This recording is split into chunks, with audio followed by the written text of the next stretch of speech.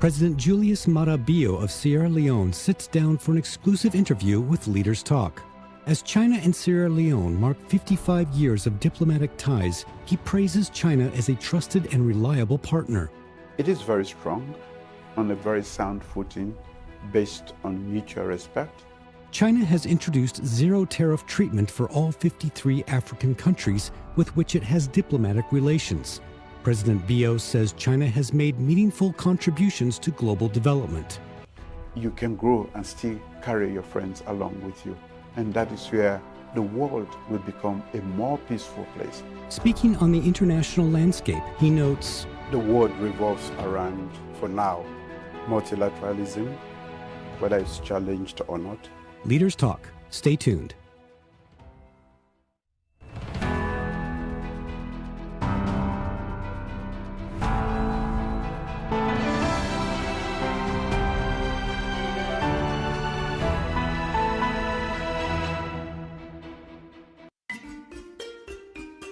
Located in West Africa, Sierra Leone borders Guinea and Liberia and faces the Atlantic Ocean.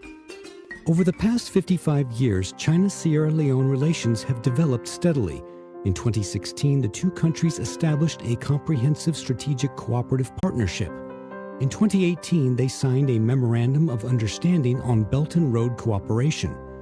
Dozens of Chinese enterprises have invested in Sierra Leone, contributing to infrastructure development and boosting sectors such as agriculture and fisheries. Mr. President Julius Maada Bio, thank you very much for taking your time and accept our interview. 2026 is a very important year for the relation between Sierra Leone and China because we will celebrate our 55th anniversary of diplomatic relations as well as and 10th anniversary of our comprehensive strategic cooperative partnership. So how do you assess the current Sierra Leone-China relations? It is very strong, on a very sound footing, based on mutual respect. And that is why I say it is a sustainable relationship. China has proven to be a dependable friend, even in the midst of COVID, when the whole world was gripped in this fever of COVID. China still made effort to reach out, to support. You know, our first vaccines, some of our first vaccines were from China. I remember President Xi Jinping booked an appointment telephonically to engage me, to see how we were doing in the midst of all of this, when the world was completely gripped in this fever of everybody take care of yourself. For me, that is a show of respect, concern, genuine concern. And that is what we need in the world. After all, the titles we carry, heads of state and all of this, is meant to serve the people. But we can only serve the people if we have a healthy relationship amongst ourselves so that we can compare notes, we can show compassion and empathy, and then we can allow that to trickle down to the ordinary people. China has proven to be a dependable friend. Mr. President, last time in China, our colleague interviewed you and you told a story of the Chinese mobile clinics. And do you have any other stories you want to share of the cooperation between Sierra Leone and China to the world? Fishing in Sierra Leone caters for at least 1 million people, those who are directly involved in fishing activities. Without an infrastructure like this, it makes it less profitable. So instead of putting more layers of bureaucracy, China has decided to give us a fishing harbor with all the amenities that go with it, so that people who are gainfully employed in fishing can now make more profit. And again, government is going to also make more revenue from the activities. This sort of infrastructure, which is a gift from the People's Republic of China, you can't attach even value to it. But at the end of it, it is going to serve the audience, especially the women who take care of society. So that is one. We have been having problems exporting directly to major capitals in the world because of a requirement, hygiene requirement to make sure that there is certification. China, in our last meeting, they have given us a certification regime that allows fish from Sierra Leone to enter China. This is an example of a country trying to help others come up. Instead of create that hurdle, I think it is better to help us deal with the certification process, which is what China has done. So now our fish can leave from Sierra Leone and enter markets in China, which is, and access to market is very important for us. So that is another example of a reliable friend looking genuinely at what is needed to help the nation and providing it. In 2024, when you visited China, you went to Wuhan, you visited Hubei Academy of Agricultural Institute. It seems food security is really dear and near to your heart. Can you share us what possible cooperation between Sierra Leone, China, or even broader region, let's say Africa and China, could enhance the food security, especially for Africa? Well, I once joked with President Xi Jinping. I told him, you are feeding comfortably 1.4 billion people. Please help me to feed just 8 million people. And one of the things he told me was that infrastructure is critical to agriculture, food security. We have over 5.4 million hectares of arable land as a small country. We have ample rainfall. What has been lacking is the capital and also modernization. We are still stuck in history in terms of our agriculture, food production methods. So we have to try to mechanize and bring in the modern techniques of food production. And so we have been looking for partners all around the world. The Chinese have always been with us. We mostly depend on rain-fed agriculture, which means we have a short period where we produce and we wait again for the rain to come. So you need irrigation, you need roads, you need tractors, you need a lot of other things, a whole value chain system to make sure that food is produced and at a scale that makes it profitable for the farmers, but also affordable for the ordinary person. We are lucky to have arable land. Africa as a whole has 60% of the world's arable land, and we think that we can be a major supplier. But also, let's look at food not only as for nutrition, it's also a way to prevent conflict. A hungry man is an angry man. Agriculture itself, for now, until we are able to transform, is highly labor intensive, and 70% of our people are actually living in the rural areas where agriculture is their main preoccupation. So we want to be able to give jobs, livelihood to these people, especially the women and the youth who need to be employed. So China can be a partner for Sierra Leone in agriculture? China is a partner already. They've gone through a successful agrarian revolution. And to the best of my knowledge, for all countries that we admire and are doing well as industrialized states, they have had to go through the agriculture path, food security. And I want food sovereignty in addition to political sovereignty. And that is why I'm pushing very hard to be able to succeed. The year 2026 marks the 70th anniversary of the establishment of diplomatic relations between China and African countries. Starting May 1, 2026, China began implementing an expanded zero-tariff treatment on imports from all 53 African countries with which it has diplomatic ties. This move exemplifies joint efforts to build an all-weather China-Africa community with a shared future in the new era. With this step, China becomes the first major economy to grant unilateral full zero-tariff coverage to all its African diplomatic partners, as well as to all least developed countries with which it maintains diplomatic relations. I don't know whether you noticed China's 15th five-year plan and the zero tariff treatment to Africa. For you, what do you think a strong Chinese economy could benefit Sierra Leone and the African continent? China is a great market. And I cited that instance of the fishing harbor and the certification process that we allow. But beyond that, China has to make sure that products from who were friends of China could enter that market at zero cost, zero tariff.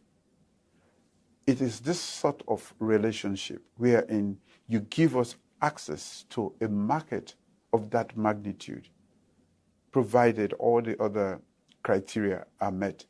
So we are looking at a China that can grow with its friends. They are not mutually exclusive.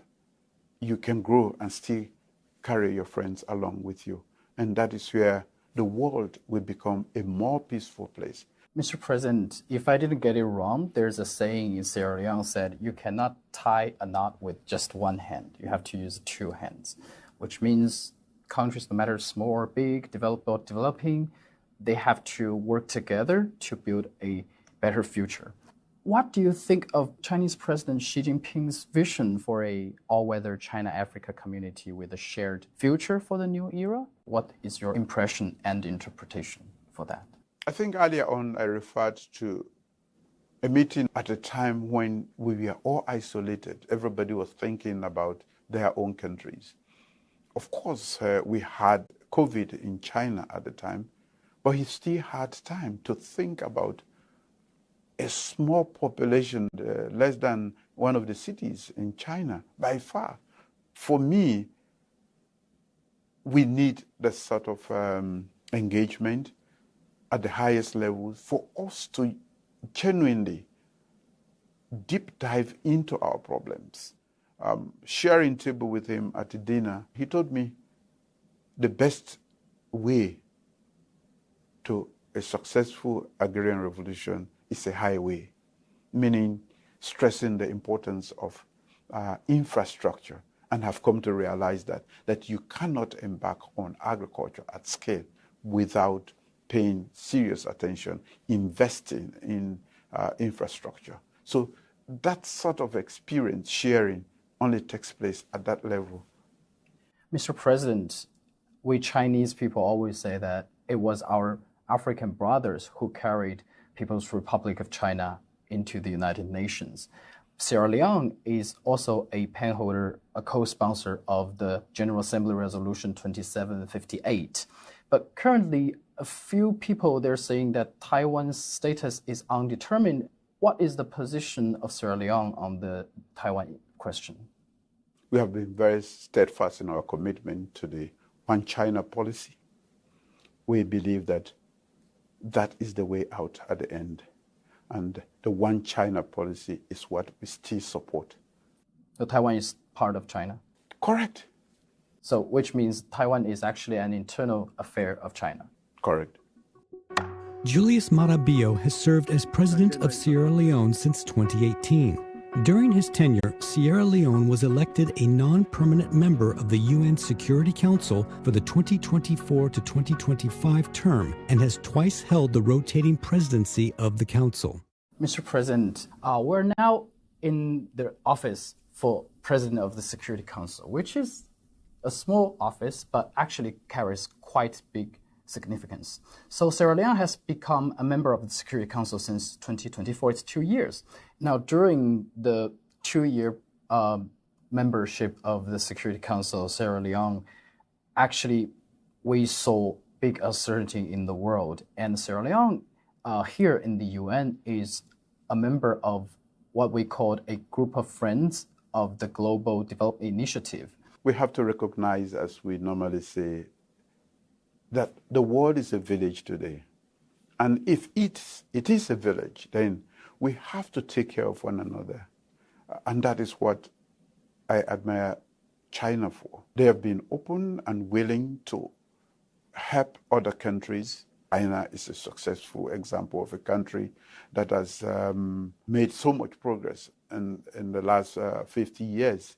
And they have the experience that we can learn from. And you've been here twice to preside a high-level open debate. So during the tenure, what has Sierra Leone learned from your experience as a member of the Security Council? First, I must say it's an honor and a great learning experience for Sierra Leone. The world revolves around, for now, multilateralism, whether it's challenged or not. And being at the Security Council means you are at the center. And to have had the opportunity to preside over the Security Council twice, it's a great opportunity. We've learned quite a lot. It creates the opportunity for you to understand world politics at the highest level and how you navigate the many challenges. These are very eventful times in the history of the world. And to be in the middle of that has been a great experience, and we are happy that we were here and we have contributed to deal with some of the challenges that are around the world. So let's talk about some of the priorities that Sierra Leone cares. In your mind, what is the significance to amplify African voice on the stage of the UN to push for Security Council reform? As a member of the Security Council, we use that opportunity to bring the perspectives of Africa, but also the concerns of Africa. We were not there at the beginning of the creation of the United Nations because most of us were not independent countries. Africa is 1.4 billion people, and most of the decisions at the Security Council, call it 60 to 70%, are actually about Africa. It is just but fair to make sure that Africa is equally represented. So let's talk about the food insecurity issue. We know that WFP and FAO just released a report suggesting that 14 out of 16 food insecurity hotspots, the major reason is due to violence and conflict.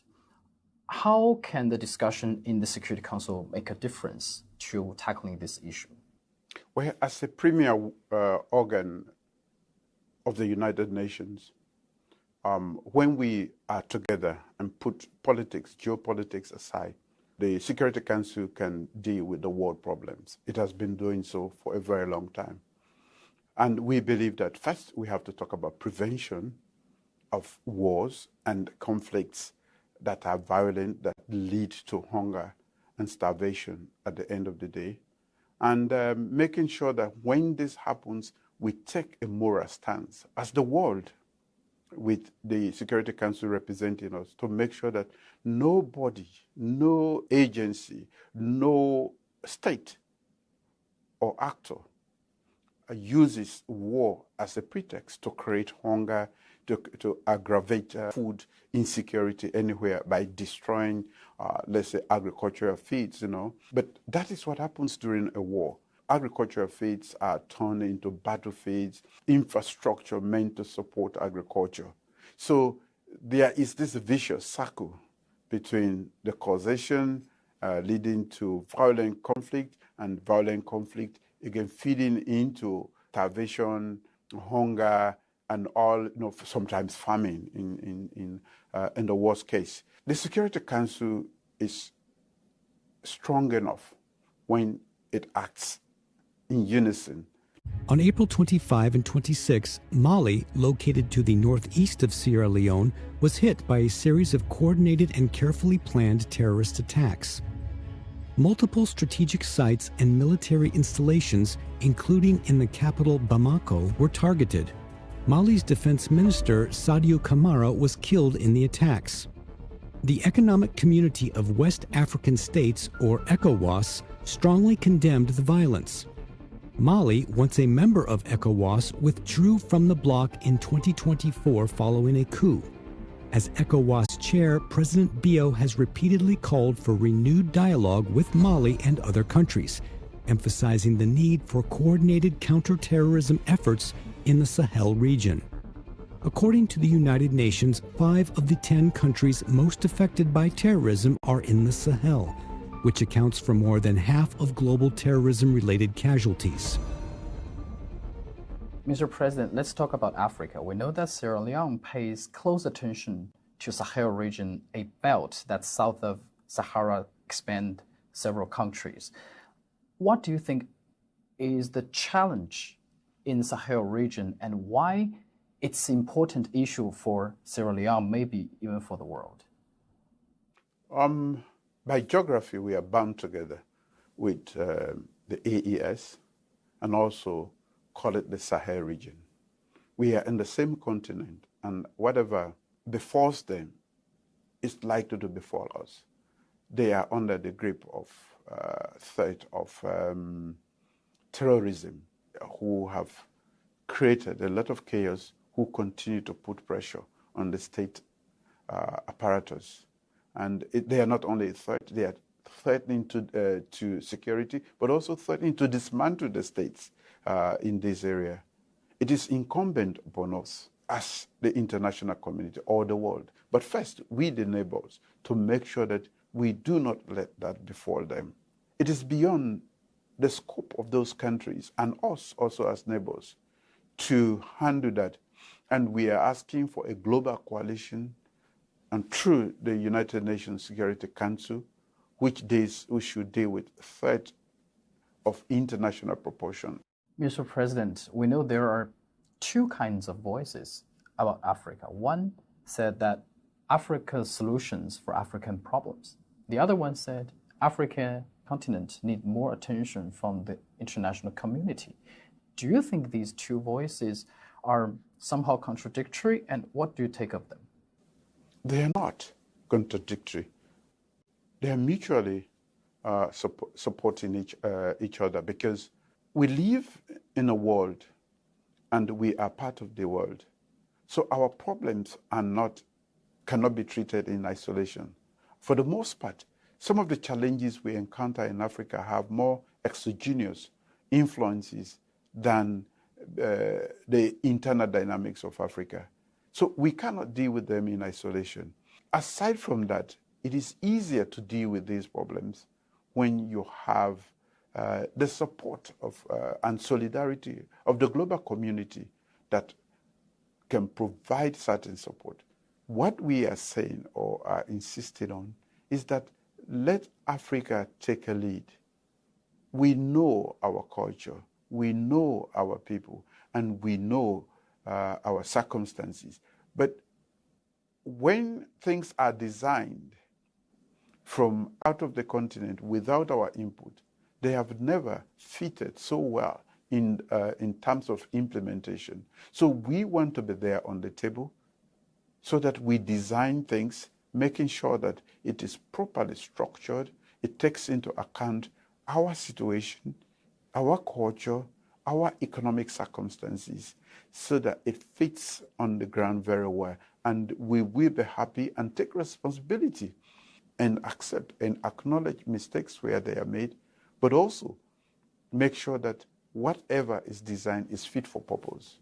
We know that in Portuguese, Sierra Leone means Lion Mountains. So how do you plan to lead your country to run as a lion? And what is your vision for Sierra Leone's future? Well, certain aspects of a lion, being brave to embark, to have the audacity to lead like we are doing today, the resilience. We have been challenged severally, but we will always come out of those challenges stronger than we were. So those are the aspects of the strong lion. We believe that there is sovereign equality, and as a sovereign nation, we should always go for what is best as our interest around the world. Your Excellency Julius Maada Bio, President of Sierra Leone, thank you very much for taking your time and accept our interview again. Thank you. You're welcome.